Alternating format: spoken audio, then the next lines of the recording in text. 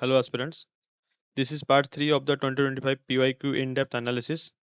If you have missed part 1 and part 2, make sure to check that out first for better continuity. Also, I would recommend using your phones for better clarity since I am not a pro YouTuber yet. And if you feel the pace is bit slow, you can watch it at 1.5x speed. Let's start from question number 31. देखो यहाँ पर क्या पूछा है, carbon dioxide emission, cement industry, next पूछा है clay और limestone manufacture of cement, फिर पूछा है limestone lime clinker production manufacture of cement. देखो ये बेसिकली क्वेश्चन है सीमेंट इंडस्ट्री के बारे में। सीमेंट इंडस्ट्री में रॉ मटेरियल्स क्या यूज होता है और सीमेंट इंडस्ट्री का एमिशन के बारे में पूछा है। समझ रहे हो? देखो study indicate means recent studies होगा। आपको ऑप्शन वन में जानबूझ के यूपीएससी फंसाया है ये 5% दे के, क्योंकि आप ये करंट अफेयर रिलेटेड सोचोगे और इस क्वेश्चन को छोड़ के नेक्स्ट हो जाओगे, स्किप कर दोगे। देखो अब स्टेटमेंट टू पढ़ो और स्टेटमेंट थ्री पढ़ो। क्या दिया है? व्हाइल मैन्युफैक्चरिंग सीमेंट, यहाँ पर क्या दिया है? फॉर सीमेंट मैन्युफैक्चरिंग, मतलब ये बेसिक है। सीमेंट मैन्युफैक्चरिंग के बारे में ही पूछा है। क्यों ये रिलेटेड टू पीवाईक्यू है? देखो 2020 का 78 नंबर क्वेश्चन और 76 नंबर क्वेश्चन सेट है, देख लेना। वहां पर आपको पूछा था पोर्टलैंड सीमेंट के बारे में। देखो यहाँ पर क्या पूछा था, यहाँ पे पोर्टलैंड सीमेंट पूछा था, यहाँ पर सीमेंट क्लिंकर पूछा था, और रॉ मिक्स क्या पूछा था? स्टील स्लैग पूछा था। और इस ये आपको दिखाता हूँ। देखो यहाँ पर क्या लिखा है, Portland cement, cement clinker, Wikipedia से लिया हूँ directly. Cement clinker, Portland cement. Okay, अब समझ रहे हो? देखो यहाँ पर क्या पूछा है, स्टेटमेंट टू और थ्री पहले पढ़ते हैं फिर वन को जाएंगे। ओके, देखो silica bearing clay is mixed with limestone while manufacturing cement. देखते हैं सिलिका बेरिंग क्ले यूज होता है कि नहीं। यहाँ पर देखो, इम्प्योर लाइमस्टोन कंटेनिंग क्ले और silica dioxide can be used. कहाँ यूज होता है? यहाँ पर देखो क्लिंकर मेकिंग में। अगर सिलिकॉन डाइऑक्साइड है उस क्ले में तो सिलिका बेरिंग नहीं है क्या वो? है ना? समझ रहे हो? यही है, तो ये ठीक है। अब देखो स्टेटमेंट थ्री क्या पूछा है, limestone is converted into lime during clinker production. यहाँ पर क्या लिखा है? देखो limestone mixed with second material containing clay. Okay, समझ रहे हो? उसके बाद यहाँ पर क्या लिखा है, इन the production of clinker limestone is broken into lime. यहाँ पर क्या पूछा है, limestone is converted into lime, वही तो दिया है, limestone is broken into lime. समझ रहे हो? अब ये भी हो गया सही। ये दोनों राइट हैं, विकिपीडिया से हैं, डायरेक्टली बेसिक से आपको क्लियर हो गया। अगर आपका 2020 का ये पीवाई को एनालाइज कर लेते पहले, तो ये जो दो है आपका नोट में आ जाता। ये नोट आप यहाँ से ही बनाते ना, गूगल से सर्च करके, तो ये नोट से आ जाता। अब ये दोनों अगर आ गया तो ये यहाँ पे आप क्या करते ना, 50-50 हो गया। देखो ओनली वन तो करेक्ट नहीं होगा, क्योंकि आपके नोट से तो ये हो गया statement two and statement three correct. तो 50-50 कर लेते, both statement two and three correct, यहाँ पर both statement two and three correct. Both of them explain state one और only one of them explain state one. अब देखते हैं। देखो स्टेटमेंट वन क्या दिया है, studies indicate that carbon dioxide emissions, okay, from cement industry account for more than 5% of global carbon emissions. ये देखना पड़ेगा कि मोर देन 5% है कि नहीं। अब चलो देखो यहाँ पर क्या लिखा है, ग्लोबल कंट्रीब्यूशन, स्टेटमेंट टू पढ़ो। estimates from the studies indicate that the sector contributes 5 to 8% of the global CO2 emissions। कौन सा सेक्टर है? Cement industries. मिल गया यहाँ पे। अब चलो these are the clinkers. Okay, देख लो, विजुअलाइज कर लो इसको। मिल गया आप लोगों को? ओके, अब चलो ये स्टेटमेंट हो गया वन। अब 32 चलते हैं। 32 में क्या पूछा है? 32 में पूछा है क्लाइमेट चेंज के बारे में। 28 क्या पूछा है, 28th United Nations climate change conference, that means COP28। समझ रहे हो? India refrain from signing the declaration. अब देखते हैं कहाँ से पूछा है। देखो the Economic Times news, India refrain from signing COP 28 health and climate declaration, directly यहाँ से पूछा है। यहाँ देखो स्टेटमेंट वन करंट अफेयर दे दिया, यहाँ पे स्टेटमेंट वन करंट अफेयर दे दिया। अब देखो ये दोनों स्टेटमेंट अगर आप लोग करंट अफेयर से भी नहीं पढ़े हो तो कैसे सॉल्व करोगे? देखो COP20 declaration on climate and health is a binding declaration and mandatory। ये दो एक्सट्रीम स्टेटमेंट्स हैं। देखो अगर बाइंडिंग डिक्लेरेशन है कि नहीं आप कंफ्यूजन में हो, फिर भी ये सॉल्व कर लोगे। Mandatory to decarbonize health sector, ये मैंडेटरी नहीं है, समझ रहे हो? ये मैंडेटरी नहीं है। अब देखो क्या लिखा है, India did not sign the declaration due to its preference for further domestic consultations and assessment of implications. This is not legally binding. It's a voluntary, okay? Not legally binding, not mandating countries to decarbonize their health sector. That means this is non-binding, this is non-mandatory declaration. Okay? That means statement 2 is wrong. देखो extreme statement mandatory हो गया तो ये wrong हो जाएगा। अब देखो if India's health sector is decarbonised the resilience of its health care system may be compromised. अब देखो अगर इसको आप समझ में नहीं पा रहे हो, इसका हिंदी वर्जन पढ़ो। मैं बार बार आपको बोला हूँ, जहाँ पे समझ में नहीं आ रहा है तो आप हिंदी वर्जन पढ़ो। यहाँ पर क्या लिखा है स्टेटमेंट 3 में, यदि भारत के स्वास्थ्य सेक्टर का क्या लिखा है बी कार्बन किया जाए तो इसकी स्वास्थ्य देखभाल प्रणाली के लचीलेपन पर संकट आ सकता है। अब इसको देखो, संकट आ सकता है। अगर हम भारत के स्वास्थ्य सेक्टर का डीकार्बोनाइजेशन किया जाए तो इसकी स्वास्थ्य देखभाल प्रणाली के लचीलेपन पर संकट आ सकता है। भाई कौन सा संकट आ जाएगा, समझ रहे हो इस स्टेटमेंट को? अब यहाँ पढ़ो, if India's health sector is decarbonised the resilience of its health care system may be compromised. क्यों कॉम्प्रोमाइज्ड होगा? नहीं होगा। ये दोनों अगर आप ना, ये देखो ये क्वेश्चन एग्जाम हॉल में प्रेशर में सॉल्वेबल नहीं है, लेकिन आप ट्राई कर सकते हो 50-50 में। मैं इसका आंसर नहीं दिया हूँ क्योंकि जब ऑफिशियल आंसर किया जाएगा तब इसको देखेंगे। ओके, अब मैं दिखाता हूँ ये क्वेश्चन रिपीट कैसे है, रिलेटेड कैसे है। देखो 2023 में ना यूएनएफ ट्रिपल सी पूछा था। UNF triple C related COP28 है कि नहीं है? है। यूएनएफ ट्रिपल सी क्या है? लास्ट दो सी क्या है? क्लाइमेट चेंज के बारे में। क्लाइमेट चेंज के बारे में है कि नहीं है? है। वहां पे क्या पूछा था? Carbon market tool for climate change पूछा था। 2022 में पूछ लिया था question number 41 and question number 42, climate action tracker the climatic group. देखो ये भी था क्लाइमेट चेंज के बारे में, इसीलिए पूछ लिया। अब चलो क्वेश्चन नंबर 33, यहाँ पर देखते हैं क्या पूछा है। Scientific studies suggest that a shift is taking place in the earth's rotation and axis. मैं आपको बोला हूँ 2024 में आपको हिंट्स दिया था। क्या पूछा था? कोरियोलिस फोर्स के बारे में पूछा था। क्या Coriolis is not related to earth rotation and axis? है ना? तो ये पूछ लिया कोरियोलिस के बारे में, फिर आपको उसके रिलेटेड अर्थ रोटेशन के बारे में बस। देखो scientific studies suggest, that means study suggest. यहाँ पर भी देखो, यहाँ पर studies indicate, that means current affair related है। आपको पता चल गया। और ये दो स्टेटमेंट देखो, ये बेसिक्स हैं। आपको स्टेटमेंट ये यूपीएससी चाहता है तो स्टेटमेंट 1 का जो है ना स्टडी सजेस्ट, इसको भी स्टेटमेंट 3 में डाल देता। क्यों दिया है? क्योंकि आपको कंफ्यूजन करेगा। आप सोचोगे करंट अफेयर है नहीं कर पाऊंगा, अब स्किप करके चले जाओगे। नहीं, रुको। यहाँ पर देखो क्या पूछा है। स्टेटमेंट 1 नहीं हो रहा तो इसको अभी स्किप करो, स्टेटमेंट 2 पढ़ो। सोलर फ्लेयर 2022 में देख लेना, solar storm and solar flare पूछा है।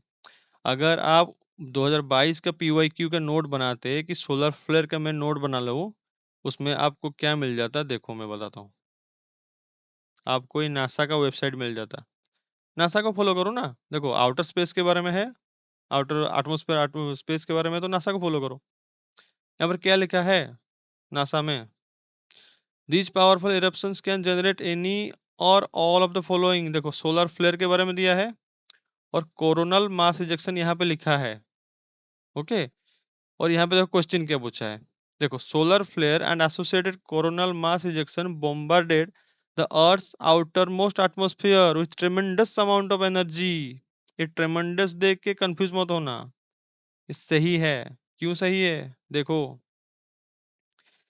a radiation storm, a flurry of solar particles propelled into space at higher speeds, an enormous cloud of solar material, enormous दिया है कि नहीं, called coronal mass ejection। Okay, यहाँ पर क्या दिया है, बिलोज अवे फ्रॉम द सन। इसको अगर डिकोड करोगे उसका मीनिंग यही निकलेगा। आउटर एटमॉस्फेयर क्या है, स्पेस ही तो है। 2023 में स्पेस के बारे में पूछा था, समझ रहे हो? डिकोड करो, समझ में आ जाएगा। अब देखो स्टेटमेंट 3 क्या पूछा है as the earth's polar ice melts the water tends to move towards equator। अब देखो, इसको भी देख लेते हैं। यहाँ पर क्या लिखा है, recent research highlights that melting polar ice caps due to climate change. देखो ये भी क्लाइमेट चेंज का पार्ट है। क्लाइमेट चेंज से जो पोलर आइस मेल्ट होते हैं ना, they are causing the earth to spin more slowly leading to minute changes in the duration of the day. देखो melting ice caps polar ice sheets cause water to flow towards the equator. लिखा है कि नहीं लिखा है? Towards the equator, देखो towards the equator, ये सही है, ये सही है। अब चलते हैं साइंटिफिक स्टडीज पर। ओए, ये रोटेशन के लिए पढ़ते हैं। देखो यहाँ पे देखो, नासा का वेबसाइट से NASA founded sorry NASA funded studies explain how climate is changing earth rotation. देखो अर्थ रोटेशन दे दिया ना। अब चलो थोड़ा डीप पढ़ते हैं। यहाँ पर क्या लिखा है, how polar melt water is speeding the lengthening of earth day. Relate करो, इसको रिलेट करो, इसको रिलेट करो। अब यहाँ पे देखो melting ice are nudging the planet spin axis. अब देखो समझ में आ रहा है कुछ? Planet axis, planet spin axis, earth day lengthening, okay, earth rotation, ये क्या स्टेटमेंट। अब देख पढ़ो, scientific study suggest that, okay, shift is taking place in earth rotation. अब सही है कि नहीं है? How climate is changing the earth rotation, direct heading से ही आपका हो गया सॉर्ट आउट ये मैटर। अब देखो ये करंट अफेयर से हो गया, ये दोनों आपका बेसिक नोट से हो गया। क्यों? क्योंकि सोलर फ्लेयर पहले पूछा था 2022 में, और अर्थ पोलराइज के बारे में पूछा था 2021 में, बस। और आउटर स्पेस के बारे में 2023 में पूछा था। अब समझ में आ रहा है? देखो both statement 2 and 3 are correct, only one of them explains statement 1। Okay, अब चलो क्वेश्चन नंबर 34। देखो यहाँ पर कॉप 28 पूछ लिया था, यहाँ पर कॉप 29 पूछ लिया। आर्टिकल 6 के बारे में पूछा है और Paris agreement on climate change. देखो इसको कैसे सॉल्व करना है। Article 6 of the Paris Agreement on climate change is frequently discussed in global discussions on sustainable development and climate change। ये दिया है, सही है कि नहीं? अब दिखाता हूँ आप लोगों को, और एक बार पढ़ो। वो बोला है आर्टिकल 6 जो है ना पेरिस एग्रीमेंट का, ऑन क्लाइमेट चेंज है। किसके ऊपर है? क्लाइमेट चेंज के ऊपर है।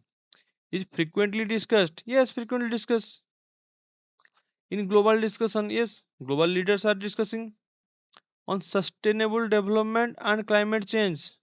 यूपीएससी खुद बोल रहा है कि जो पेरिस एग्रीमेंट है ऑन क्लाइमेट चेंज के बारे में फ्रीक्वेंट डिस्कशन हो रहा है, और यहाँ पर फिर से पूछ रहा है कि क्लाइमेट चेंज के बारे में हो रहा है क्या? खुद ही आंसर दे दिया यहाँ पर। और देखो अगर ये सस्टेनेबल डेवलपमेंट के बारे में आपको पता नहीं चल रहा है, एक बार सोचो, यहाँ पर अनसस्टेनेबल पढ़ लो। देखो पेरिस एग्रीमेंट में क्लाइमेट चेंज के बारे में जो आर्टिकल 6 है, is frequently discussed in global discussion unsustainable development. क्या आपको लगता है अनसस्टेनेबल डेवलपमेंट के बारे में ये लोग डिस्कस करते होंगे क्या? नहीं ना। तो ये स्टेटमेंट तो ऐसे ही हो गया, पढ़ के ही हो गया। आप चाहे कॉप 20 में पढ़े हो नहीं पढ़े हो, ये स्टेटमेंट हो गया। ये जनरल स्टेटमेंट है, ओके, इसीलिए हो गया।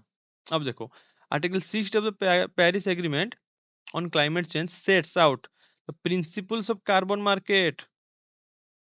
यहाँ पर क्या लिखा है? कार्बन मार्केट्स के बारे में लिखा है। देखो, थर्ड स्टेटमेंट क्या लिखा है?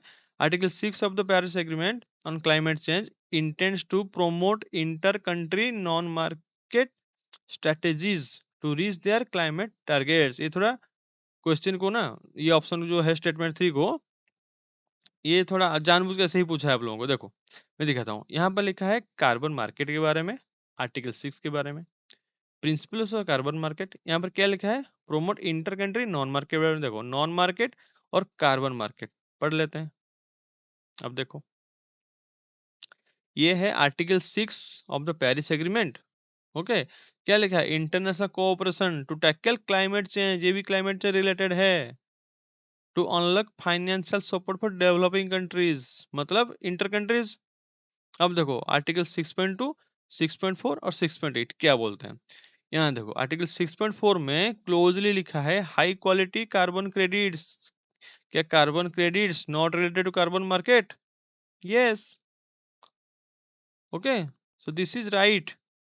क्या लिखा है? Climate change sets out the principle of carbon market. ये वही 6.4, आर्टिकल 6.4 में ही लिखा है कार्बन क्रेडिट के बारे में, मतलब कार्बन मार्केट के बारे में। अब देखो, यहाँ पर क्या लिखा है? इंटर कंट्री नॉन मार्केट के बारे में। यहाँ पर क्या लिखा है? देखो, 6.8, आर्टिकल 6 क्या बोल रहा है? ये 6 के अंदर ही है ना, नॉन मार्केट बेस्ड कोऑपरेशन।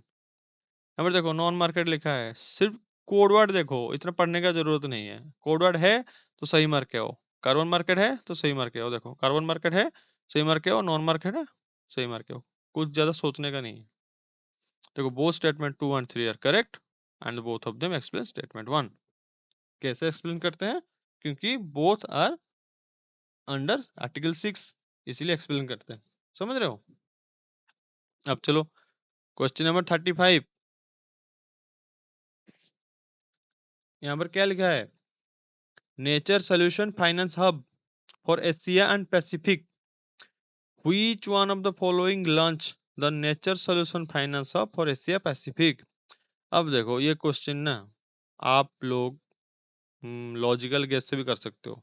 देखो कैसे, यहाँ पर एशिया दिया है, और ये दोनों स्टेटमेंट ना, यहाँ पर एशिया दिया है, यहाँ पर एशिया दिया है, और ये दोनों में कहीं भी एशिया नहीं दिया है। दैट मीन्स एशिया पैसिफिक का बात हो रहा है, मतलब आइदर एशियन डेवलपमेंट बैंक होगा, नहीं तो Asian infrastructure develop investment bank होगा। देखो, अब आपको दिखाता हूँ ये क्वेश्चन कहाँ से है। देखो, डायरेक्ट एशियन डेवलपमेंट बैंक से है। Asian development banks and partners launch nature financing initiative for Asia and Pacific. Nature financing, यहाँ पर क्या लिखा है? नेचर फाइनेंसिंग, समझ रहे हो? डायरेक्टली देखो, एशियन डेवलपमेंट बैंक पहले भी पूछ चुका है, world bank, Asian development bank, ये बार बार पूछता रहता है। इसके बारे में ना आप लोगों को पढ़ना पड़ेगा। देखो, IBRD वर्ल्ड बैंक रिलेटेड है, ऑप्शन में दे दिया है। समझ रहे हो? न्यू डेवलपमेंट बैंक इतना पूछता नहीं है। अब देखो, ये डायरेक्टली आंसर हो गया। ये ना इजी टू मॉडरेट था, हो जाता आपका। एशिया लिखा है, मतलब ये दोनों में से कोई एक हो जाता। अब चलो, क्वेश्चन नंबर 36 क्या दिया है? Direct air capture, emerging technology, carbon sequestration, plastic production, aviation fuel. अब देखो, कोड वर्ड हो गया हमारा। डायरेक्ट एयर कैप्चर के बारे में पूछा है, which is an emerging technology. क्या इसमें पूछा है कि it can be used as a way of carbon sequestration. एक बार सोचो, एयर कैप्चर हो रहा है, एयर से क्या कैप्चर करेगा? कार्बन ही कैप्चर करेगा ना। ये एनवायरनमेंट का क्वेश्चन है। अगर आप सोच लो कि एनवायरनमेंट का क्वेश्चन है, तो ये कार्बन ही कैप्चर करेगा। एमिशन रिलेटेड पूछा है, मतलब कार्बन ही कैप्चर करेगा। समझ रहे हो? अब देखो, 2023 में ना कार्बन सिक्वेस्ट्रेशन पूछ लिया था, और 2023 में प्लास्टिक के बारे में पूछ लिया था, और 2024 में भी प्लास्टिक के बारे में पूछ लिया था। तो ये आपका ड्यूटी था कि आप लोग इसका नोट बनाते, तब आपका ये इजीली सॉल्व हो जाता। देखो, इमर्जिंग टेक्नोलॉजी इंपॉर्टेंट नहीं है, इंपॉर्टेंट है कार्बन सिक्वेस्ट्रेशन। समझ रहे हो? अब चलो देखते हैं। देखो, विकिपीडिया। डायरेक्ट एयर कैप्चर या फिर क्या लिखा है, डायरेक्ट एयर कैप्चर। वो खुद लिख दिया कि डायरेक्ट एयर कार्बन कैप्चर। समझ रहे हो, एयर से क्या कैप्चर करेगा, ये थोड़ा एक बार खुद को मतलब सोचो कि एयर से क्या कैप्चर करेगा। कार्बन ही कैप्चर करेगा ना। कार्बन कैप्चर करो, स्टोर करो, सिक्वेस्ट्रेशन एंड स्टोर। ओके। देखो और एक देखो यहाँ पर क्या लिखा है, negative emissions technology system that engage in such a process are refer to as. देखो ये क्वेश्चन ना आपको यूपीएससी पूछ सकता है, चाहे इस साल हो या नेक्स्ट साल हो पूछ लेगा। नेगेटिव एमिशंस टेक्नोलॉजी, फिर आप सोचोगे कि ये तो मैं पढ़ा नहीं था, डायरेक्ट एयर कैप्चर पढ़ा था, लेकिन ये रिलेटेड है कि नहीं। समझ रहे हो। अब देखो एप्लीकेशन देखते हैं क्या लिखा है, production of carbon neutral synthetic fuel and plastic. Same Wikipedia में ही दिया है। अब देखो plastic production and synthetic fuel.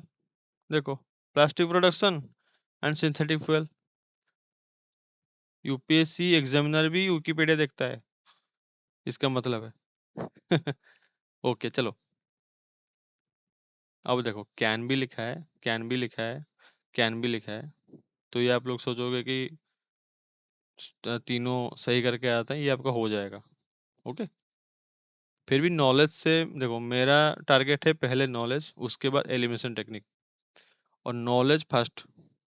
अब देखो क्वेश्चन 37 रिगार्डिंग पीकॉक टेरेंटुला।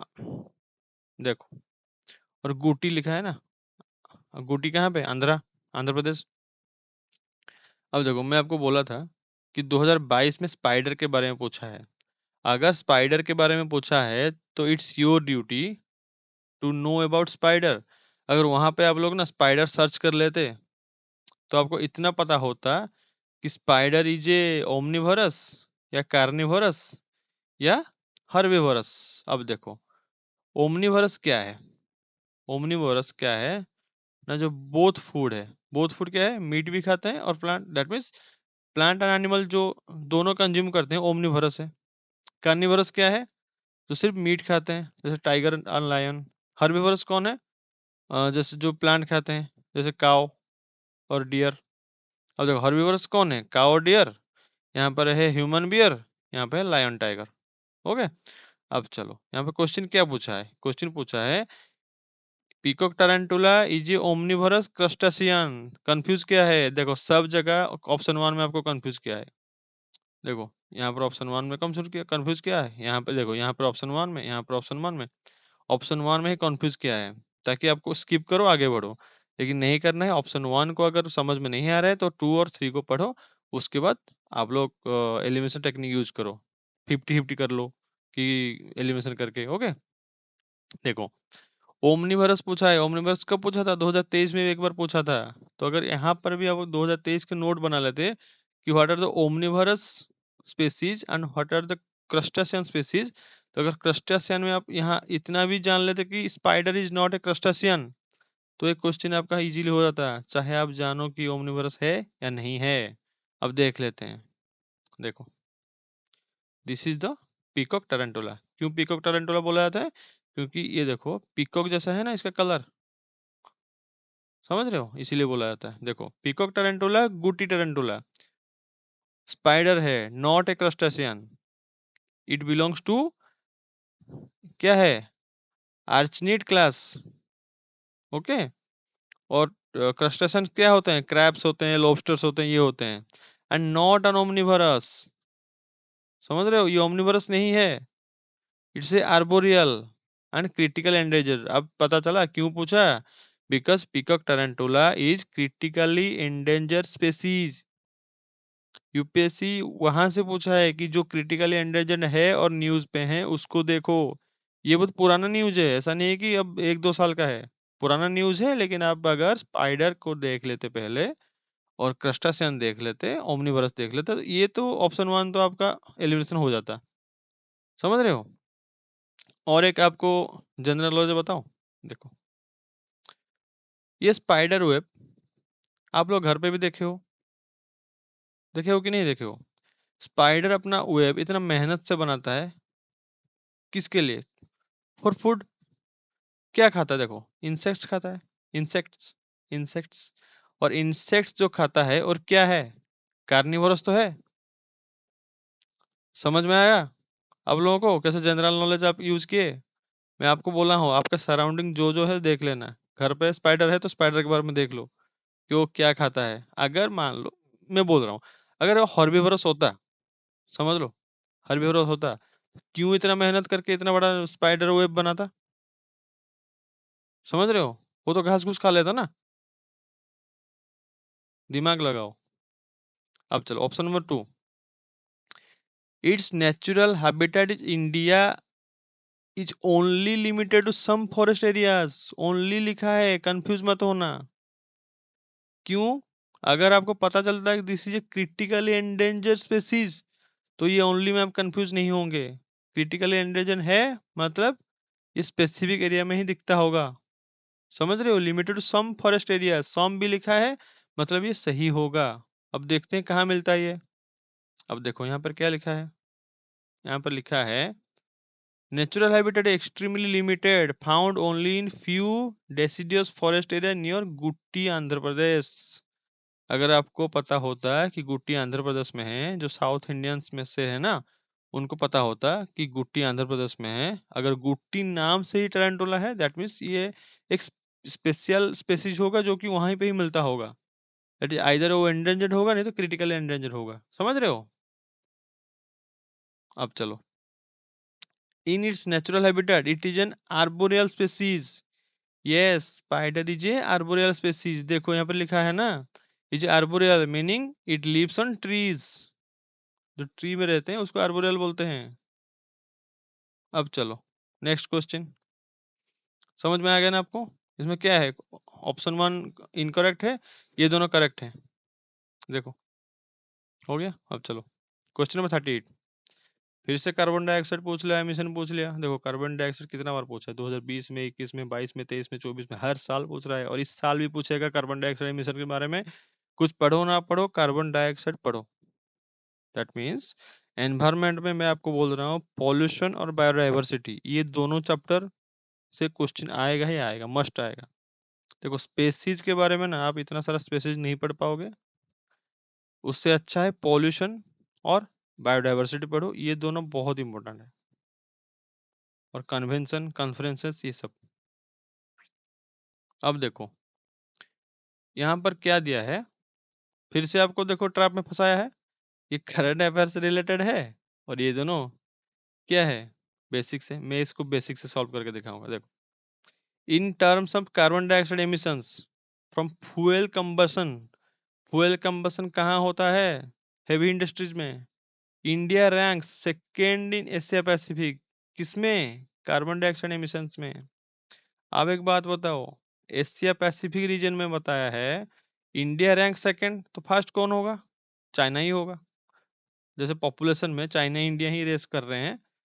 और जो हैवी इंडस्ट्री है ना, देखो जहाँ पर माइनिंग है, और जो मतलब जो कंट्रीज ना मैक्सिमम डिपेंड रहते हैं माइनिंग और हैवी इंडस्ट्री में, और ये मैन्युफैक्चरिंग और इसमें, तो ये सब में मैक्सिमम एमिशंस कार्बन डाइऑक्साइड को वहीं से ही होते हैं। अब जापान तो डेवलप्ड है, वहां से तो नहीं होगा। और पॉपुलेशन हमारा इंडिया में और चाइना में है, तो ये दोनों ज़्यादा एमिशन करेंगे। ओके, अब देख लो, दिखा देता हूँ सोर्सेस। देखो ऑप्शन 2 का देखो पहले, CO2 emissions from fuel combustion global ranking. ये क्या लिखा है, ग्लोबल रैंकिंग लिखा है। और इस साइड में क्या लिखा है, रीजनल रैंकिंग। रीजनल रैंकिंग पहले देख लेते हैं, क्वेश्चन में वही आया है। China first, India second, Japan third, Indonesia fourth, Korea, Australia, Vietnam. Okay, अब समझ में आ गया। चाइना पहले है, इंडिया बाद में है, सेकंड में है। और ग्लोबल में देख लो, ये ग्लोबल आया नहीं है, फिर भी मैं लिख लिया हूँ यहाँ पे।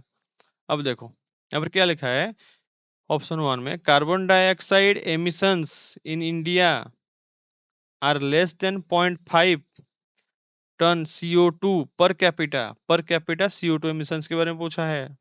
ये न्यूज में क्या आया था, इंडियाज पर capita CO2 emission among lowest in the world as green energy capacity surges. Lowest लिखा है, तो आपको कंफ्यूज कर दिया यहाँ पे। अब देखो यहाँ पर क्या लिखा है, इंडिया पर capita CO2 emission are at merely 1.9 compared to 15.2 for Canada, 15.1 for Australia and 14.4 for USA। इसका मतलब बहुत लेस है पर कैपिटा। देखो इसलिए भी लेस है क्योंकि पॉपुलेशन भी ज़्यादा है ना। अगर इतना पॉपुलेशन है पर कैपिटा करोगे तो लेस ही निकलेगा। ये तो कॉमन सेंस है। अब देखो ये तो हो गया सेकंड, ऐसे ही गेस करके कि इंडिया फर्स्ट हो, जो चाइना फर्स्ट होगा और इंडिया सेकंड होगा। अब देखो electricity and heat producers are the largest source of carbon dioxide emissions in India.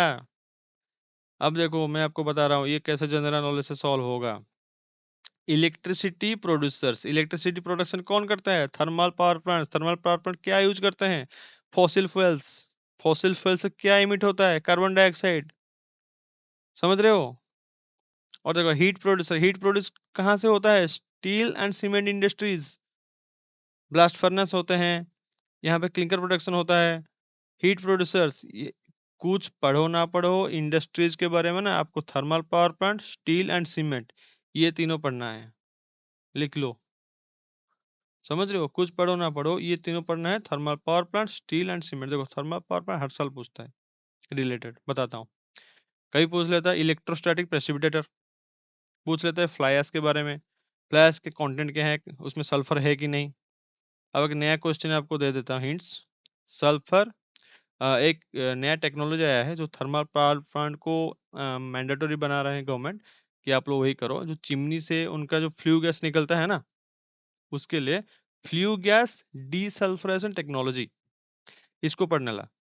ये यूपीएससी आज नहीं तो कल पूछेगा, फ्लू गैस डीसल्फरेशन टेक्नोलॉजी। ओके, ये अभी का रिसेंट का सब पावर प्लांट में ये इम्प्लीमेंट कर रहे हैं। अब चलो ये हो गया सही, ये हो गया सही, ये हो गया गलत, क्योंकि ये 1.9 है। हो गया। अब देखो 2 and 3 ओनली। देखो ये स्टेटमेंट इजी है, क्योंकि देखो यहाँ पर क्या है ना, आप लोगों को जब ये दिया ना बोथ स्टेटमेंट 2 and 3 करेक्ट, वो स्टेटमेंट, ये थोड़ा इसमें आप कंफ्यूज हो सकते हो, लेकिन ये सब क्वेश्चन को ना मत छोड़ना, करके आना। ओके, एलिमिनेशन इजीली हो जाता है। अब देखो क्वेश्चन नंबर 39, ये देखो आपको बहुत मजा आएगा इस क्वेश्चन में। देखो क्या लिखा है, cassava, ginger, Malabar spinach, mint and papaya. Description दिया है, उड़ीद श्रब है क्या, हर्ब है क्या, सीडो स्टेम है क्या, ये क्लाइंबर है, श्रब है, श्रब है। अब देखो कसावा क्या है, गिंजर क्या है, मालाबार स्पिनच क्या है, मिंट क्या है, पपाया क्या है। जो कसावा पहले पूछ चुका है 2020 में। मालाबार स्पिनच, मालाबार साइबेट के बारे में पूछा था, और स्पिनच के बारे में पूछ लिया था 2022 में, और मिंट नहीं पूछा था, और पपाया पूछ लिया। अब देखो मैं आपको हमेशा बोलता हूँ ना, your surrounding is UPSC question. आपके चारों जो कुछ भी है यूपीएससी का वही क्वेश्चन है। कैसे, देखो बताता हूँ। कसावा क्या है, यहाँ पर आ जाओ, देखो राइट साइड देखो, देखो कसावा है टपियोका। कसावा से क्या बनता है, साबूदाना। आपके घर में साबूदाना है कि नहीं, कभी आप लोग सर्च किए हो ये साबूदाना किससे बनता है। मैं 3-4 महीने पहले सर्च किया था, ऐसे ही दिमाग में आ गया कि साबूदाना किससे बनता है, मैं कसावा देखा था उस टाइम। आपके अंदर क्यूरियोसिटी होना चाहिए, यूपीएससी का इंटरव्यू क्या क्या है, इंटरव्यू का सिलेबस देखना, क्यूरियोसिटी लिखा है ना, आपके अंदर क्यूरियोसिटी होना चाहिए। देखो यहाँ पर ना यूपीएससी चाहता तो आपको ड्रैगन फ्रूट्स भी पूछ सकता था, क्यों नहीं पूछा, क्योंकि ये जो cassava, ginger, spinach, mint, papaya, ये ना हर घर में होता है। समझ रहे हो, इसलिए पूछा। अब चलो गिंजर तो सब यूज करते हैं। अब मिंट और पपाया देख लो, फिर भी पिक्चर लेके आ गया हूँ थोड़ा आप लोगों को पिक्चर ये करने के लिए। ओके, अब देखो कसावा क्या है, उड़ीसरब है क्या, अब देख लेते हैं। पिक्चर देखो, ये उड़ीसरब है कि नहीं है, है ना, तो ये क्या होगा, राइट होगा।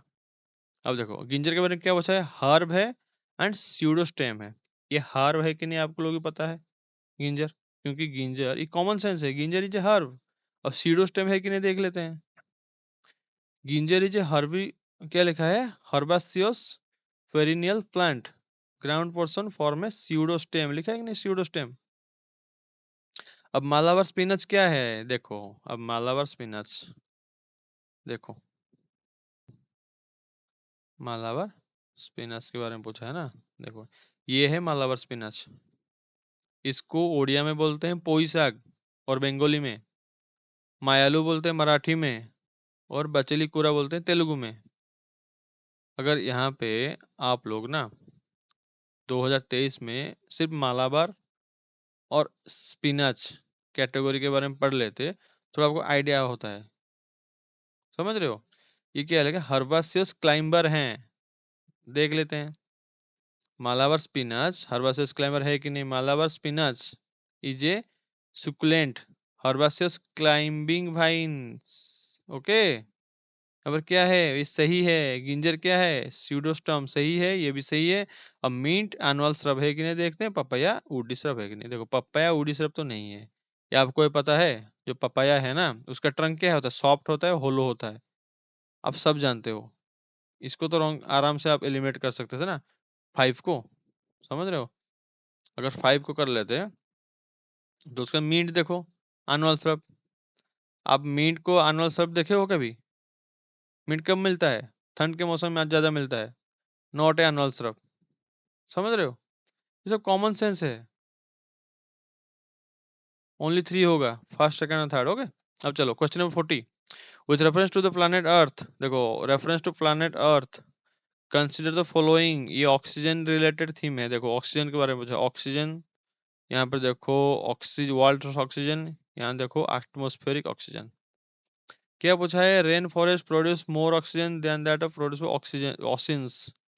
ये आपको कंफ्यूज किया है स्टेटमेंट 1 में, अब देखो स्टेटमेंट 2 और स्टेटमेंट 3 ये दोनों बेसिक है। कैसे, हर जगह देखो स्टेटमेंट 1 में आप लोग कंफ्यूज किया है, यहाँ पे क्या है, यहाँ पे क्या है, देखो स्टेटमेंट 1 पढ़ते हैं, rain forest produce more oxygen than that produce by oceans, देख लेते हैं। देखो marine phytoplankton and photosynthesis bacteria produce about 50% of the world's oxygen. अब कॉमन सेंस लगाओ, वर्ल्ड में मैक्सिमम क्या है, ओशंस है, उसके बाद लैंड है और कॉन्टिनेंट है, और जो रेन फॉरेस्ट है वो कहाँ पे है, कॉन्टिनेंट में है, वो भी स्पेसिफिक एरियाज में है, ऐसा नहीं है कि सब जगह रेन फॉरेस्ट है। तो ये कॉमन सेंस में आपका सॉल्व होगा, तो सॉल्व हो सकता है। और आप अगर ज्योग्राफी में बेसिक पढ़े हो ना, साइनोबैक्टीरिया, माइक्रोस्कोपिक ऑर्गेनिज्म जैसे फाइटोप्लैंक्टन, देखो ग्रीन, ब्लू ग्रीन algae, देखो ये है ब्लू ग्रीन algae, देखे हो ना, ये सब ऑक्सीजन प्रोडक्शन करते हैं। यहाँ पर क्या लिखा है, ocean produces more than half of the earth's oxygen primarily through photosynthesis. ये फोटोसिंथेसिस प्रोसेस कौन करता है, माइक्रोस्कोपिक ऑर्गेनिजम्स, क्या बोलते हैं उसको, फाइटोप्लैंक्टन। ये फाइटोप्लैंक्टन बार बार यूपीएससी पूछता है, आज जब फाइटोप्लैंक्टन पूछेगा, एक बार डायटम्स पूछ लिया था, एक बार डाइनोफ्लैजेलेट्स पूछ लिया था, समझ रहे हो, algae, साइनोबैक्टीरिया, ये सब बार बार पूछता रहता है, अल्टरनेट करता रहता है। क्या लिखा है, photosynthesis phytoplankton which include various types of algae and cyanobacteria utilize sunlight, carbon dioxide and water to produce energy, क्या रिलीज करते हैं, oxygen as a by product. अब देखो cyanobacterium produce about 20% of the oxygen in the atmosphere, ये जो अकेला है ना साइनोबैक्टीरियम, ये खुद 20% बना लेता है अकेले। तो ये अगर 20% बना लेता है, बाकी तो ओशंस के तो बहुत माइक्रो ऑर्गेनिज्म है। यहाँ देखो कितने ऑर्गेनिज्म हैं, थोड़ा फॉर एग्जाम्पल देखो डायटम्स, ये ऐसा दिखता है, डाइनोफ्लैजेलेट्स ऐसा दिखता है, समझ रहे हो, ये माइक्रोस्कोपिक है। अब देखो यहाँ पर क्या लिखा है, फाइटोप्लैंक्टन इंक्लूड्स डायटम्स एंड डाइनोफ्लैजेलेट्स।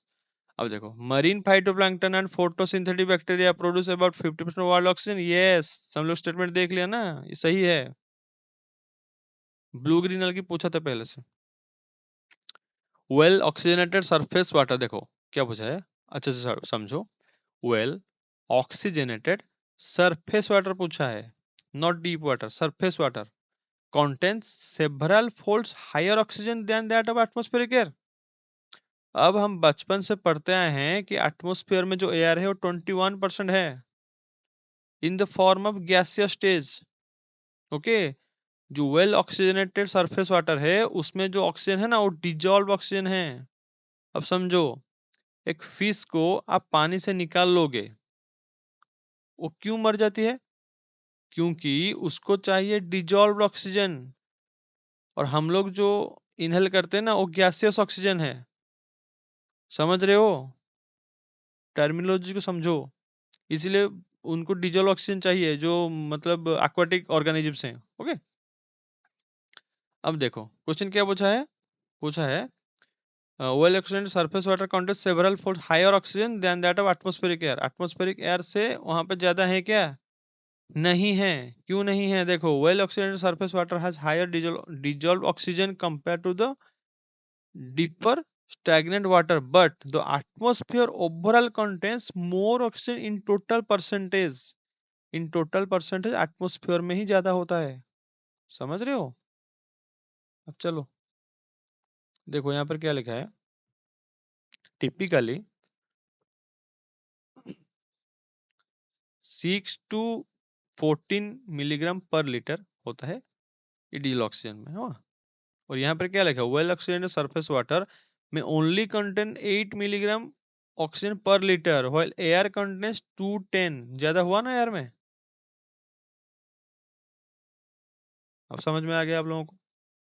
इसका आंसर अब देखो, ये भी हो गया रेन फॉरेस्ट से ज्यादा ओशन में है। फाइटोप्लैंक्टन बारे में पूछ हम पढ़ लिए थे। अकेले ही ये जो साइनोबैक्टीरियम है ये खुद अकेले तो 20% ऑक्सीजन क्रिएट कर लेता है। ओके। इसका आंसर क्या है? ओनली टू है। Question number 41, consider the following types of vehicles. क्या पूछा है? How many of the above are considered as alternative powertrain vehicles. अब देखो अल्टरनेटिव पावरट्रेन व्हीकल्स क्या है। Alternative powertrain vehicles are the vehicles that do not rely solely on conventional petrol or diesel engine. Okay, petrol और diesel engine को छोड़ के जो alternative method है पावर ट्रेन्स का, वो व्हीकल्स है अल्टरनेटिव पावर ट्रेन व्हीकल्स। अब देखो, full battery electric vehicle, hydrogen fuel cell vehicle, fuel cell electric hybrid vehicle. अब देखते हैं। देखो, full battery electric vehicle, full battery means only power source is battery. और hydrogen fuel cell electric vehicles means power source is hydrogen is a fuel, and यहाँ पे है fuel cell. देखो यहाँ पर फ्यूल सेल है। फ्यूल सेल का काम क्या है? ये हाइड्रोजन गैस इनटेक लेगा, एटमॉस्फेरिक ऑक्सीजन लेगा, वहां से इलेक्ट्रिसिटी जनरेट होगा टू जनरेट इलेक्ट्रिसिटी। समझ रहे हो? और ये इलेक्ट्रिसिटी से ये हमारा मोटर ऑपरेट होगा। This converts the electrical energy to mechanical energy. And ये छोटा सा बैटरी है जो स्टोर करेगा एनर्जी फ्रॉम रीजेनरेटिव ब्रेकिंग। अब चलो, अब देखो fuel cell electric hybrid vehicle. Hybrid means यहाँ पे दो पावर सोर्स यूज हुए होंगे। देखो फ्यूल सेल, उसमें क्या होगा ना, देखो फ्यूल सेल होगा और सेपरेट बैटरी पैक बड़ा सा होगा। आप चाहे फ्यूल सेल में चला सकते हो और चाहे चार्ज करके बैटरी को उसमें भी चला सकते हो, इसलिए उसका नाम हाइब्रिड है। जो हाइब्रिड टेक्नोलॉजी होता है ना, उसमें डुअल टेक्नोलॉजी है। देखो मान लो यहाँ पर एक बैटरी पैक है, मैं यहाँ पर क्या करूँगा, एक फ्यूल सेल बिठा दूंगा। जैसे पेट्रोल प्लस सीएनजी व्हीकल आपको मालूम है, वो पेट्रोल से भी चल सकता है, सीएनजी से चल सकता है। ओके, वैसे ही है fuel cell electric hybrid vehicles. ये तीनों के तीनों अल्टरनेटिव पावर ट्रेन व्हीकल्स होंगे। डेफिनेशन और एक बार देख लो। Alternative power train vehicles are the vehicles that do not rely solely on conventional petrol और डीजल इंजिन्स, जिसको बोलते हैं इंटरनल कंबशन इंजिन्स। अब चलो question number 42, unmanned aerial vehicles. पहले अनमैन को हटा रहा हूँ। क्या लिखा है? Aerial vehicles.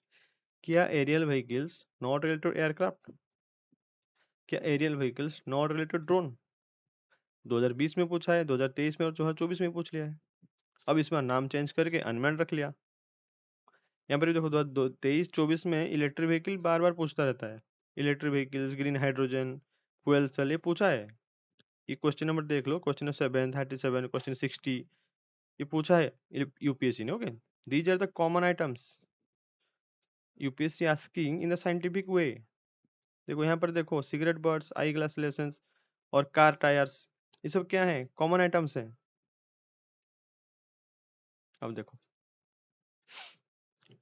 Statement one, all types of UAVs can do vertical landing, all types of UAVs can do automated hovering, all types of UAVs can use battery only as a source of power supply। अब देखो all types लिखा है, all types लिखा है, all types लिखा है, ठीक है। अब चलते हैं, देखते हैं ऑल टाइप्स ऑफ जो अनमैन एरियल व्हीकल है वो वर्टिकल लैंडिंग कर पाते हैं कि नहीं कर पाते हैं। चलो देखो, ये मैं लिया हूँ एक बॉन भी करके, एक स्टार्टअप बिजनेस है। This is belong to Odisha. Okay, देखो इनका नाम हो गया है ये ना, इंटरनेशनल बुक ऑफ रिकॉर्ड्स में इनका नाम था the world record of heaviest weight lifted by a drone to highest altitude Umlingla. ये कहाँ पे है? उमलिंगला लद्दाख पे है, हुआ था। मुझे तो लगता है यहीं से यूपीएससी पिक किया है।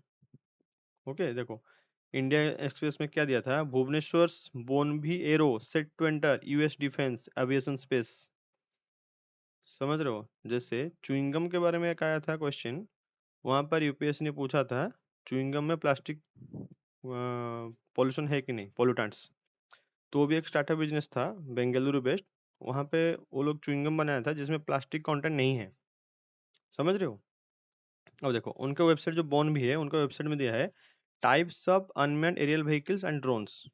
अब एक कॉन्सेप्ट समझो, जो अनमैन्ड एरियल व्हीकल है ना, वो ड्रोन्स नहीं है।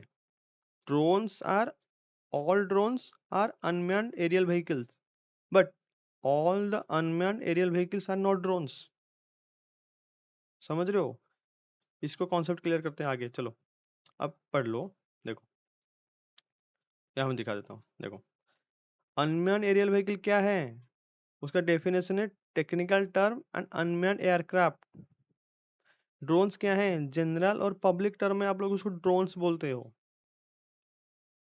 अब देखो यूसेज क्या है, मिलिट्री और इंडस्ट्रियल और साइंटिफिक यूज के लिए अगर यूज हो रहा है उसको आप अनमैन्ड एरियल व्हीकल बोला जाता है। अगर आप स्मॉल कॉमर्शियल पर्पज के लिए यूज करते हो, जैसे आप लोग को मैरिज सेरेमनी में देखे होंगे जो ड्रोन्स यूज होते हैं उसको हम ड्रोन्स बोलते हैं, वही ड्रोन्स हैं सिंपली। और मिलिट्री इंडस्ट्रियल पर्पज जो है वो है अनमैन्ड एरियल व्हीकल्स। ओके, अब चलो देखो types of unmanned aerial vehicles लिखा है, एक है fixed wing unmanned aerial vehicle, एक है मल्टी रोटर ड्रोन्स, एक है vertical take off and landing drones जो यूपीएससी पूछा है। अब नानो एंड माइक्रो ड्रोन्स। अब देखो हाइब्रिड अनमैन्ड एरियल व्हीकल्स। अब एक टाइप देखो, fixed wing unmanned aerial vehicles. Okay, यहाँ पर क्या लिखा है, like traditional aeroplanes they can cover long distances and stay in the air for longer periods. Larger area mapping, surveillance और military use के लिए यूज होता है। हाउएवर यहाँ पर पढ़ो अच्छे से, दे नीड रनवेज। अगर ये fixed wing unmanned aerial vehicle को रनवे चाहिए तो वर्टिकल लैंडिंग कैसे करेगा? तो all types of unmanned aerial vehicles can do vertical landing, no, क्योंकि यहाँ पे पहले ही दिया है जो fixed wing unmanned aerial vehicles हैं दे कैन नॉट, क्या लिखा है, they can not do vertical landing. Okay, अब चलो all types of unmanned aerial vehicles can do automated hovering. Hovering का मतलब क्या है, जो एयर में सस्पेंडेड होकर रह सकते हैं, मतलब हैंग होकर रह सकते हैं, जैसे हेलीकॉप्टर रहता है ना, एरोप्लेन तो नहीं रह सकता। अब देखो ये फर्स्ट मतलब स्टेटमेंट से ही देख लो, जो फिक्स्ड एरियल व्हीकल्स हैं, देखो ये तो रनवे चाहिए उनको टेक ऑफ और लैंडिंग के लिए। आप खुद सोचो क्या ये होवरिंग कर सकते हैं? नहीं कर सकते हैं। होवरिंग करने के लिए आप लोग क्या चाहिए, मल्टी रोटर ड्रोन्स चाहिए, जिसके पास मल्टी रोटर हो, जैसे क्वाड कॉप्टर है, हेक्साकॉप्टर है, यही होवरिंग कर सकते हैं। लिखा है ना, quadcopter hexacopter can hover take off vertically, that means all the drones can not do vertical landing and all type से ये भी कैन डू ऑटोमेटेड होवरिंग। ये गलत हो जाएगा। समझ में आ रहा है? देखो, all types of UAVs can use battery only as a source of power supply. अब देखो यहाँ पर क्या लिखा है, हाइब्रिड। हाइब्रिड व्हीकल अगर यूज है, ये handle complex task, stability of a multi rotor with endurance of a fixed wing. यहाँ देखो बताता हूँ आप लोग, अगर एक हाइब्रिड व्हीकल है, अब हम यहाँ पे क्या पढ़े थे, हाइब्रिड का मतलब क्या है, तो दो पावर सोर्स यूज करता होगा। तो यहाँ पर भी ये हाइब्रिड अनमैन्ड एरियल व्हीकल है, मतलब ये भी दो पावर सोर्स यूज करता होगा। एक बैटरी लगा लगा होगा और एक इंजन लगा होगा जो कंबसन इंजन हो। समझ रहे हो? अब देखो इसको हम कैसे सॉल्व करेंगे, that means all types of EV can use battery only, no, battery के साथ भी आईसी इंजन यूज होता है। अब देखो इसको कॉमन सेंस में कैसे सॉल्व करेंगे बताता हूँ। अब देखो, अभी जो ईरान इजराइल यूएसए का वार चल रहा है ना, आप लोग न्यूज़ में बार बार देख रहे हो कि ईरान ने ड्रोन अटैक किया है, ड्रोन अटैक किया है। वो ड्रोन्स में तो पायलट नहीं है। समझ रहे हो? अगर लॉन्ग डिस्टेंस एक ड्रोन को जाना है तो कैसे जाएगा? अगर बैटरी ओनली होगा तो maximum to maximum 30 to 50 minute या 1 घंटा तक ही चल सकता है। अगर लॉन्ग डिस्टेंस कवर करना है उस व्हीकल को, तो उसमें इंटरनल कंबशन इंजन चाहिए। तो इसीलिए ये नहीं होगा। Statement 3 is wrong. अब देखो, all types of UAV can do automated hovering. अब देखो, ऑटोमेटेड होवरिंग ऑल टाइप से नहीं कर सकते। आपको ही पता नहीं कि मिलिट्री में अब कौन सा कंट्री कैसे टेक्नोलॉजी से अनमैन्ड एरियल व्हीकल बना चुका है। तो ऑल लिखा है मतलब नहीं होगा। यहाँ पर ऑल लिखा है, वर्टिकल लैंडिंग नहीं कर सकते हैं सब कोई वर्टिकल लैंडिंग। सिर्फ जो क्वाडकॉप्टर यूज करते हैं वही करेंगे। देखो लिखा है ना यहाँ पर क्वाडकॉप्टर्स, और यहाँ पर देखो क्या लिखा है, VTOL, vertical take off and landing drones, ये सेपरेट होते हैं। Both fixed wing and multi rotor, okay, they can take off and land vertically like a helicopter. तो सब कोई नहीं कर सकते हैं। यहाँ पे ही आपका आंसर मिल गया ये चारों से। ओके, अब चलो, तो क्या होगा, नहीं कर सकते, ये रॉन्ग होगा, रॉन्ग होगा, तीनों नॉन हो। अब देखो क्वेश्चन नंबर 43। क्वेश्चन नंबर 43 में क्या दिया है, इलेक्ट्रिक व्हीकल बैटरीज के बारे में पूछा है। How many of the above usually makeup battery cathodes. देखो, कोबाल्ट, ग्राफाइट, लिथियम, निकल। देखो, हाँ पहले बोल देता हूँ, ये देखो अनमैन्ड एरियल व्हीकल है, कितना बड़ा है, अब सोच ले। ये मिनिमम 8 फीट हाइट होगा इसका, लेंथ मिनिमम 10 फीट होगा। तो आप एक बार सोच लो इसको देख के कि अगर ओनली बैटरी यूज करता है तो इतना बड़ा व्हीकल कितना दूर जा पाएगा। इसलिए इंजन यूज करता है। समझ रहे हो? अब चलो क्वेश्चन नंबर 43। देखो, ये इकोनॉमी सर्वे से है। इकोनॉमी सर्वे में डायरेक्टली दिया था क्रिटिकल मिनरल्स।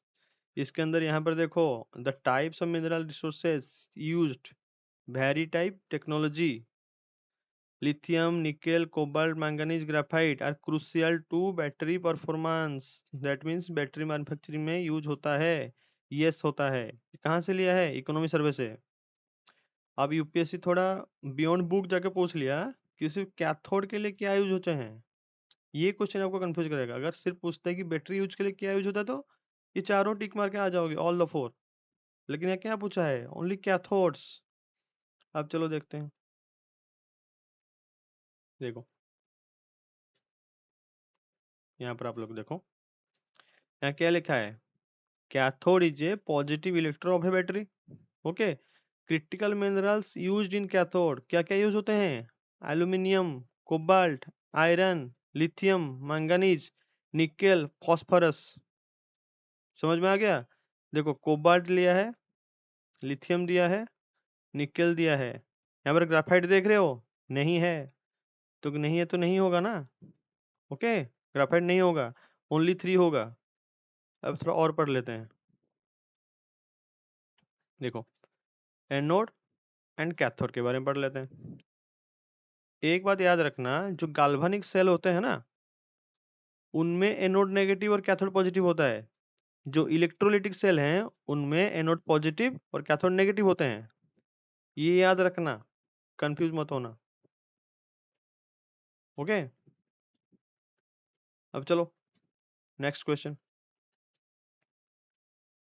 क्वेश्चन नंबर 44 क्या दिया है? सिगरेट बट्स, आई ग्लास लेंसेस, कार टायर्स। अब देखो, मैं यहाँ पे भी आपको बोला हूँ जो कॉमन आइटम्स हैं हमारे surrounding, your surrounding each UPSC question. Simple, यहाँ पर और कुछ भी पूछ सकता था। टायर कैर्स, कार टायर्स आप हमेशा देख रहे हो, आई ग्लास लेंसेज यूज कर रहे हो, सिगरेट बट्स, सिगरेट स्मोकिंग बहुत करते हैं। अब देखो ये क्वेश्चन कहाँ से है, देखो यहाँ पर अर्थ डे, earthday.org, अर्थ डे 2026। देखो यहाँ पर क्या लिखा है? And plastic, tiny but deadly, your butt on plastic. Hints दे दिया यहाँ पे। अब चलो देखते हैं क्या पूछा है। प्लास्टिक पूछा है, ये प्लास्टिक नहीं पूछा है, एक्चुअली माइक्रो प्लास्टिक पूछा है। समझ रहे हो? माइक्रो प्लास्टिक पूछा है। That means UPSC is shifting from visible plastic to micro plastic and indirect plastic. देखो पहले ना यूपीएससी पॉलीएथिलीन ये सब के बारे में पूछ चुका है, तो वो अभी क्या कर रहा है, थोड़ा बियॉन्ड बुक जाके आप लोगों को जानबूझ के थोड़ा अंदर पूछ रहा है कि माइक्रो प्लास्टिक क्या है, इनडायरेक्ट प्लास्टिक सोर्सेस क्या हैं, उसका ट्रेंड क्या है, जो कॉमन आइटम्स है उसको कैसे पूछते हैं साइंटिफिक डेप्थ में। ओके, अब चलो देखो यहाँ पे, और माइक्रो प्लास्टिक कहाँ पे था देखो, ministry of health and family welfare था, FSSAI launches project to address micro plastic contamination in Indian food. यहाँ पर भी देखो माइक्रो प्लास्टिक था, तो यूपीएससी यहाँ से पिक किया होगा कि माइक्रो प्लास्टिक के बारे में तो बहुत बार पूछ लिया, अब माइक्रो प्लास्टिक के बारे में पूछ लेता हूँ, देखते हैं यूपीएससी एस्पिरेंट में वो नॉलेज है कि नहीं। अब देखो मॉडर्न लेंसेस, देखो मॉडर्न लेंसेस ये कॉमन सेंस है, आप लोग जानते हैं अभी लेंसेस हम लोग जो यूज करते हैं उसमें पॉलीकार्बोनेट यूज होता है। क्या polycarbonate is not a plastic? Yes, तो ये सही होगा कि नहीं होगा? सही होगा। अब सिगरेट बट्स, अब देखो सिगरेट बट्स में क्या लिखा है? Made of cellulose acetate, A type of plastic polymer, one of the biggest microplastic pollutants. अगर बिगेस्ट नहीं होता तो यहाँ पे आपका अर्थ डे में ये टॉप पेज में नहीं रहता सिगरेट बट्स। ओके, अब देखो कार टायर्स, कार टायर्स किससे बना है? सिंथेटिक रबर से, और सिंथेटिक रबर कहाँ से है? Polymer derived from petrochemicals. ये often mixed with plastic like compounds, mix होता है, तो ये तीनों सही होंगे। Okay, all of the three. अब देखो इस कॉमन सेंस में कैसे सॉल्व करना है। देखो दुनिया में बहुत सारे सिगरेट बट्स होंगे, बहुत सारे सिगरेट कंपनीज है, कोई एक भी अगर सिगरेट बट्स में प्लास्टिक यूज कर रहा है जो कि माइक्रो प्लास्टिक है, तो उसको तो स्टेटमेंट तो ये अगर नहीं होगा, रॉन्ग होगा, तो आप उस जस्टिफाई नहीं कर सकते ना इस स्टेटमेंट को। समझ रहे हो? अगर दुनिया में कहीं पर भी कोई भी कंपनी अगर सिगरेट बना रहा है, उसके बर्ड्स में थोड़ा सा प्लास्टिक मिल गया, तो ये तो आंसर सही हो जाएगा। अब देखो आई ग्लास लेंसेस, ये कॉमन सेंस है, आप खुद पहन रहे हो ना आई ग्लासेस, आपको पता होना चाहिए तो ग्लासेस में क्यों पहले यूज होता था ग्लास। ओके, अब क्या है ना, थोड़ा वेट मतलब लो वेट के लिए, हल्का करने के लिए हम लोग पॉलीकार्बोनेट यूज करते हैं। अब देखो कार टायर, कार टायर में प्लास्टिक है कि नहीं आपको कंफ्यूज मत होना, ये तीनों में अगर ये दोनों में है ये भी हो जाएगा। समझ रहे हो? ज़्यादा कंफ्यूजन नहीं है, ऑल ऑफ द अबव मारो, आ जाओ, लेकिन थोड़ा नॉलेज रखो क्वेश्चन कहाँ से आ रहा है। ओके, प्लास्टिक लाइक कंपाउंड से मिल रहा है मतलब सिंथेटिक रबर है, तो प्लास्टिक होगा, उसमें तो कंफ्यूज मत देखो, ज़्यादा सोचोगे ना एग्जाम हॉल में इतना सोचने का टाइम नहीं मिलेगा आप लोगों को, ज़्यादा सोचना मत। कर दिया है प्लास्टिक होगा, यूनिवर्सली जो जनरल स्टेटमेंट होते हैं वो मैक्सिमम ट्रू होते हैं, क्योंकि कार टायर दुनिया में बहुत सारे हैं, कोई एक अगर थोड़ा सा प्लास्टिक उसके अंदर मतलब यूज कर रहा है तो ना यूपीएससी इसको प्रूव कर पाएगा ना आप प्रूव कर पाओगे। ओके, अब चलो क्वेश्चन 45, यहाँ पर क्या लिखा है? Ethanol, nitroglycerine, urea, coal gasification technology can be used in the production of how many of them? Coal gasification technology है, ये ये तीनों में से किस में यूज होता है? इन the production of how many of them? अब देखो ये डायरेक्टली कैसे सॉल्व होगा दिखाता हूँ आप लोगों को। देखो, ये जो साइंस डायरेक्ट है ना एक वेबसाइट, इसको आप लोग थोड़ा साइंस एंड टेक के लिए यूज करना। ओके, देखो क्या लिखा है यहाँ पे। सिन गैस आप जानते हो, coal gasification is syngas, क्योंकि इससे पहले भी पूछ चुका है सिन गैस यूपीएससी 2020 में। देखो क्वेश्चन नंबर 94 में पूछा है, यूरिया के बारे में पूछा था। ओके, अगर आपको इतना मालूम है कि सिनगैस इज कोल गैसिफिकेशन के थ्रू सिनगैस मिलता है। सिनगैस क्या है? Defined as the mixture of hydrogen and carbon monoxide that serves as an important feedstock for chemical and energy industry। देखो यहाँ पर क्या लिखा, केमिकल एंड एनर्जी इंडस्ट्री। अब चलते हैं डायरेक्टली क्वेश्चन पे। इथेनॉल, नाइट्रोग्लिसरीन और यूरिया। देखो कॉमन सेंस, क्या ethanol is not related to energy industry? अगर नहीं होता तो इथेनॉल ब्लेंडिंग क्यों होता पेट्रोल के साथ? E20 कंप्लायंस अब मैंडेटरी करने वाला है गवर्नमेंट। ओके, क्यों होता? That is related to energy sector, energy industry. बस ये राइट हो गया। अब देखो नाइट्रोग्लिसरीन, नाइट्रोग्लिसरीन ये केमिकल, इस, इसमें क्या जरूरत है? देखो नाइट्रो, नाइट्रिक एसिड, नाइट्रिस कहाँ से आता है? अमोनिया, अमोनिया कहाँ से आता है? Direct from hydrogen syn gas. और इस सिन गैस में हाइड्रोजन कहाँ पे है? लिखा है ना, hydrogen and carbon monoxide. Syn gas से जो हाइड्रोजन है उसी से अमोनिया, अमोनिया से नाइट्रिक एसिड। अब देखो ग्लिसरीन, ग्लिसरॉल, पेट्रोकेमिकल और बायोकेमिकल रूट। केमिकल लिखा है ना, समझ रहे हो? Chemical, this is energy industry. अब देखो यूरिया, यूरिया पीछे मतलब पहले यूपीएससी बहुत बार पूछ चुका है आप लोगों को। Urea is a chemical fertiliser. देखो केमिकल, केमिकल, एनर्जी, देखो chemical and energy, syngas, directly यहाँ से आंसर हो गया, कॉमन सेंस, बस खत्म।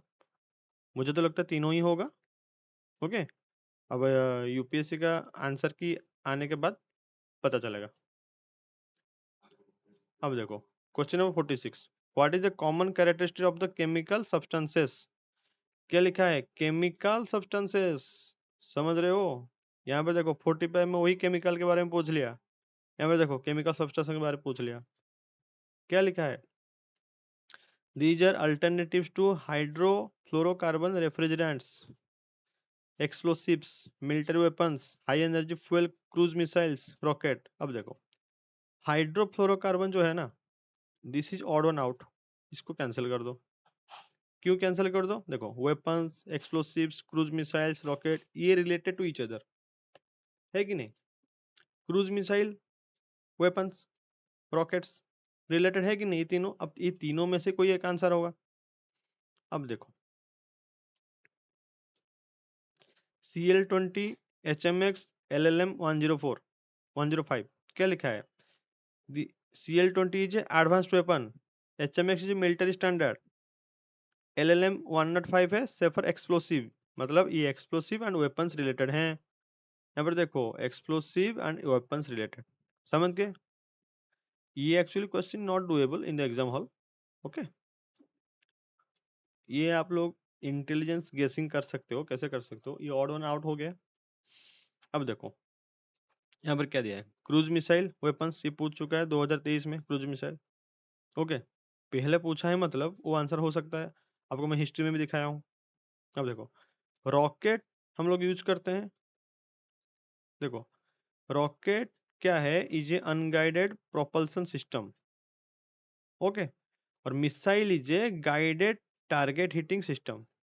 देखो missile is a guided rocket, all rockets are not missile, समझ रहे हो? और missile is a guided rocket, अगर रॉकेट को गाइड दोगे नेविगेशन के थ्रू तो उसमें हम वारहेड यूज करेंगे मिसाइल, तो वो मिसाइल जाके हिट करेगा जहाँ पे टारगेट है, और रॉकेट के साथ हिट करेगा ना। यहाँ से कॉमन सेंस से ये सॉल्व हो सकता है, अगर नहीं भी होगा तो ये bit little bit not doable in the exam hall. Okay, अब चलो क्वेश्चन नंबर 47, यहाँ पर क्या लिखा है? Majorana one chip will enable quantum computing. Majorana one chip कहाँ से पूछा है? देखो Microsoft Majorana one, what is it, how it works, what it means for you, and everything else explained. देखो Microsoft on Wednesday made a breakthrough announcement as it launches its fast quantum processor. यहाँ पर क्या पूछा है? It is expected that Madonna 1 chip will enable quantum computing. यहाँ पर क्या लिखा है? Fast quantum processor. ये सही होगा। अब चलो, Madonna 1 chip has been introduced by Amazon Web Services. अब देखो, Amazon Web Services, देखो same science direct. Amazon Web Services क्या लिखा है? Amazon Web Services is defined as a widely adopted cloud platform that offers a variety of services, features and technologies for computing, storage and machine learning. क्या दिया है? Machine learning, data analytics, ये क्या क्या है ना, यूपीएससी। Amazon वेब सर्विस और ये डीप लर्निंग और मशीन लर्निंग, ये दोनों को ना अलग से उठा लिया है, और ये मेजोरना वन को अलग से उठा लिया है। समझ रहे हो? ये Amazon वेब सर्विस जो है ना, इसके अंदर ये डीप लर्निंग और मशीन लर्निंग आते हैं। देखो यहाँ पर लिखा है ना मशीन लर्निंग। अब देखो, स्टेटमेंट टू क्या होगा? Amazon one chip not related to Amazon web services, क्योंकि ये माइक्रोसॉफ्ट का है। देखो, Amazon वेब के बारे में पहले ही पूछ चुका है यूपीएससी। अब देखो, deep learning is a subset of machine learning. अब देखो, थोड़ा कॉन्सेप्ट देख लेते हैं। देखो, AI, AI what is AI? Whole human intelligence. Machine learning क्या है? Learning from experience. Deep learning क्या है? ब्रेन लाइक डीप थिंकिंग, जो हम कर रहे हैं। यूपीएससी को क्या चाहिए? डीप लर्नर चाहिए। ओके, मतलब हम लोग एआई से भी ज़्यादा काम कर रहे हैं। अब अगर आप डीप लर्निंग कर सकते हो, तब जाके यूपीएससी क्लियर होगा। यूपीएससी खुद बता रहा है कि डीप लर्निंग करो, तब जाके मैं आपको दिखाया हूँ ना, मैक्सिमम टू मैक्सिमम 5 ईयर पीछे आप लोगों को जाना है, उससे पीछे नहीं जाना है। देखो 2023, 24, 22 से पूछा है, इस सब जितने भी क्वेश्चन हैं। अब चलो, deep learning is a subset of machine learning. यहाँ पर देखो, AI broad, then machine learning, then deep learning. Deep learning is a subset of machine learning हुआ ना, ये कॉमन सेंस है। Question number 48, with reference to the monoclonal antibodies, किसके बारे में पूछा है? पहले देखो, एंटीबॉडीज के बारे में पूछा है। कौन सा antibodies? Monoclonal antibodies mention in news, that means current affair से लिया है। अब चलो देखते हैं।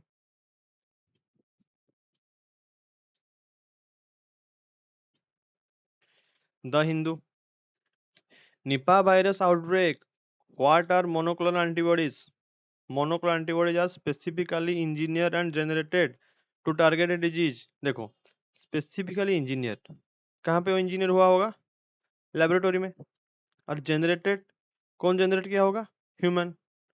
यहीं से आंसर मिल गया। देखो, they are man made proteins, yes, because they are engineer in lab, generated by humans.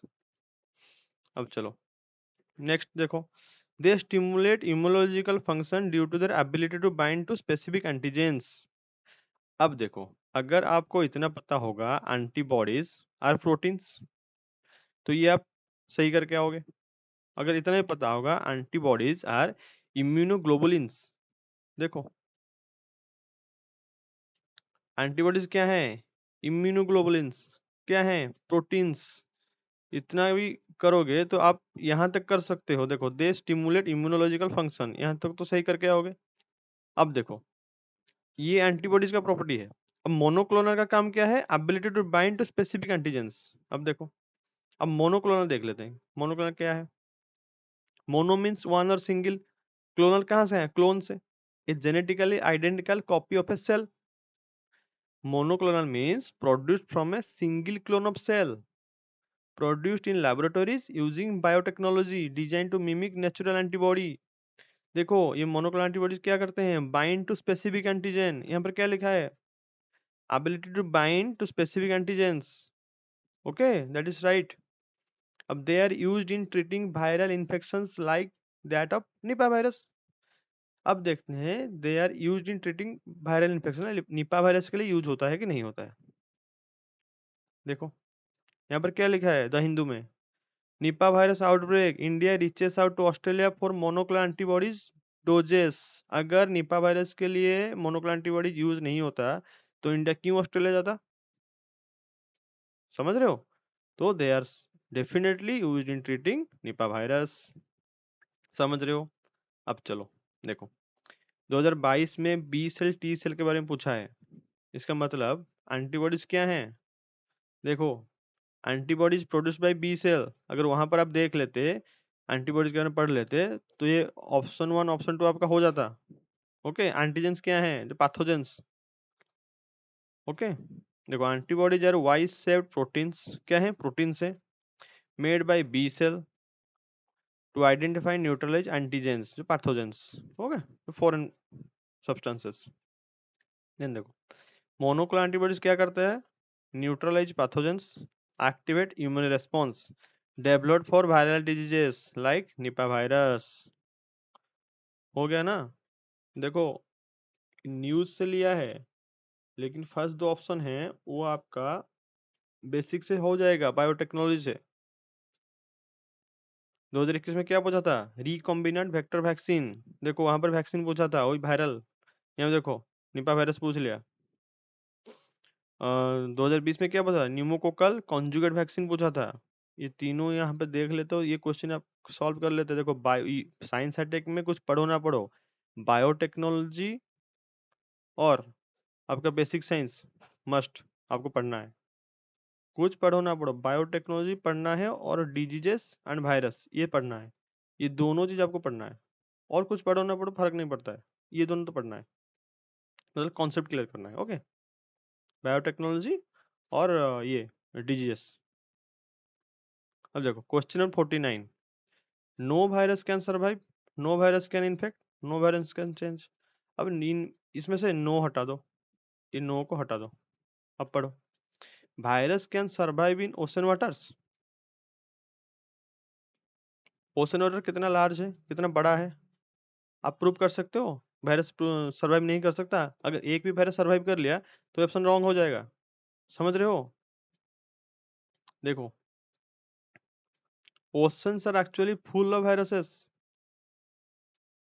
Marine virus infect bacteria, algae और प्लैंकटन। अब देखो ये क्वेश्चन क्यों दिया आप लोगों को जानते हो? यहाँ पे आप स्टक हो जाओगे, इसीलिए दिया है कि ओशन वाटर सालाइन है, नमकीन है। तो आपको पहले लगेगा कि वायरस सरवाइव नहीं कर पाता होगा क्योंकि साइलेंट वाटर है। और वायरस को आप तो मतलब बेयर आई में नहीं देख सकते, माइक्रोस्कोप में ही दिखेगा। तो कैसे पता है कि no virus can survive in oceans? You can not prove it. जो आप भी प्रूव नहीं कर सकते वो यूपीएससी प्रूव नहीं कर सकता। समझ रहे हो? ये रॉन्ग होगा। अब देखो सेकंड ऑप्शन क्या है? No virus can infect bacteria. No virus can infect bacteria. अब देखो, एक है bacteriophage, bacteriophage can infect bacteria, reproduce inside them. समझ रही हो? तो कैसे हो सकता है? ये भी रॉन्ग होगा। Bacteriophage virus can infect bacteria. अब देखो, no virus can change the cellular transcriptional activity. देखो क्या लिखा है? सेल्यूलर ट्रांसक्रिप्शनल एक्टिविटी चेंज नहीं कर सकता है कोई भी वायरस। किसमें? होस्ट सेल में। अब देखो, एक वायरस को अगर जिंदा रहना है उसको एक होस्ट सेल चाहिए। वो क्या करता है? Virus hijack host cell, insert their genetic material, take control of cell machinery, force the cell to produce new viruses. देखो, force the cell to produce new viruses. अगर वो फोर्स कर सकता है न्यू वायरस प्रोड्यूस करने के लिए, तो क्या ये सेलुलर ट्रांसक्रिप्शन एक्टिविटी को चेंज नहीं कर सकता? कर सकता है ना? तो कैसे नहीं होगा? ये तीनों के तीनों रॉन्ग होंगे। None of the answer is correct. Okay, none of the answer is correct. अब देखो क्वेश्चन नंबर 50, एक्टिवेटेड कार्बन के बारे में पूछा है तीनों। Activated carbon related to environmental pollutant, environmental pollutants कब पूछा था? 2021 में पूछा था। This is a frequently asked question. Pollutants, देखो पोल्यूटेंट्स मीन एनवायरमेंटल पोल्यूटेंट्स। समझ रहे हो? अब देखो, मैं आपको बोला हूँ कि आपके surrounding is UPSC question. Activated carbon आपके घर में कहाँ यूज होता है? फिल्टर्स में, एक्वागार्ड्स में। अब देखो, ये भी आपका सराउंडिंग था कि नहीं? Cigarette butts, eye glass lenses, car tyres. ये देखो इलेक्ट्रिक व्हीकल्स, हाइब्रिड व्हीकल्स। अब देखो कसावा गिंजर, ये भी कॉमन आइटम्स है। कॉमन आइटम्स को यूपीएससी साइंटिफिक वे में आप लोगों को पूछ रहा है। अब देखो स्टेटमेंट वन में क्या पूछा है, activated carbon is a good and an attractive tool to remove pollutants. Yes, ये तो कॉमन सेंस है। From effluent streams and to remediate contaminants from various industries. अब इंडस्ट्री में यूज होते हैं कि नहीं, वो देख लेते हैं। अब चलो पहले देखते हैं एक्टिवेटेड कार्बन क्या है। देखो एक्टिवेटेड कार्बन क्या है, ये है, अब जानते हो चारकोल, चारकोल का नाम तो सुना ही होगा। देखो activated carbon is a charcoal, कैसे प्रोड्यूस होता है, देखो activated carbon is activated charcoal. Charcoal को क्या करते हैं, फर्दर प्रोसेस करके उसको एक्टिवेटेड करके using steam, chemicals and high heat से हमको एक्टिवेटेड कार्बन मिलता है। That means activated carbon is a charcoal. It's creates huge number of tiny pores, जिसके वजह से क्या होता है, वेरी लार्ज सरफेस एरिया मिलता है। Strong absorption capacity, trap pollutants gases heavy metals. यहाँ पर क्या लिखा है, पॉल्यूटेंट्स ट्रैप करता है कि नहीं, नहीं ये करता है, yes. Activated carbon exhibits a large surface area and a strong potential for absorbing heavy metals। यहाँ पर लिखा है कि नहीं, absorbing कैपेसिटी क्यों है, क्योंकि ह्यूज नंबर टीनी पोर्स है, लार्ज सरफेस एरिया मिलता है इसको। ओके, अब देखो ये भी सही हो गया। अब देखो activated carbon can be easily synthesized from environmental wastage with high carbon potential, ये न्यूज से है, दिखाता हूँ आप लोगों को। The Hindu, new method to transform coconut rachis into high performance carbon material. A research team has engineered activated carbon from coconut rachis। समझ रहे हो, एग्रीकल्चरल वेस्ट, जो कि एनवायरमेंटल वेस्ट पूछ लिया यहाँ पे उसके जगह पे। देखो कोकोनट रैचिस क्या है, ये जो कोकोनट का है ना लीफ, ये जो सेंट्रल, देखो ये है एक्चुअली रैचिस, इसी से बनता है। ओके, ये केरला में है, क्योंकि केरला में मैक्सिमम कोकोनट कल्टीवेशन होता है। क्वेश्चन वहां से पिक कर लिया, ये दोनों बेसिक से पूछ लिया, एक न्यूज से पूछ लिया। मतलब यूपीएससी आपको समझा रहा है कि मैं न्यूज रिलेटेड पूछूंगा, लेकिन मैक्सिमम वेटेज देखो 70% वेटेज तो बेसिक से है। मैक्सिमम टाइम में वही किया है ना आप लोगों को, दो बेसिक एक न्यूज रिलेटेड, समझ रहे हो। जैसे देखो पहले भी ऐसे ही पूछा है, देखो ये दोनों बेसिक, ये न्यूज रिलेटेड, ऐसे ही पूछा है। अब देखो यहाँ पर दिखाता हूँ आप लोगों को। देखो activated carbon a porous material with very high surface area, widely use for absorption of pollutants. High surface area लिखा है, यहाँ पर भी देखो लिखा है कि नहीं, high surface area, large surface area. तो तीनों के तीनों सही होंगे, both 2 and 3 are correct and both of them explain statement 1। If you found this video helpful, please share it with the aspirant community. Someone out there might truly benefit from it. Even if just 1% of you gain value from this, that means everything to me. And if you have any personal doubts or need guidance, feel free to reach out to me at mentor@sovereignsolver.com. Stay focused, stay consistent, and remember, success in this journey is not about luck. It's about preparation meeting the right strategy. I'll see you in the next one. Thank you.